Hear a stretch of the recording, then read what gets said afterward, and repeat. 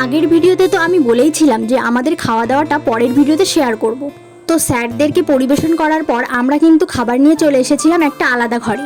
এই ঘরে কিন্তু আমরা আগে ক্লাস করতাম, এখন আমরা ওপরের ঘরে চলে গিয়েছি। আর কি কারণে আমরা ওপরের ঘরে চলে গিয়েছি সেটা তো তোমরা আগের ভিডিও দেখে জেনেছই।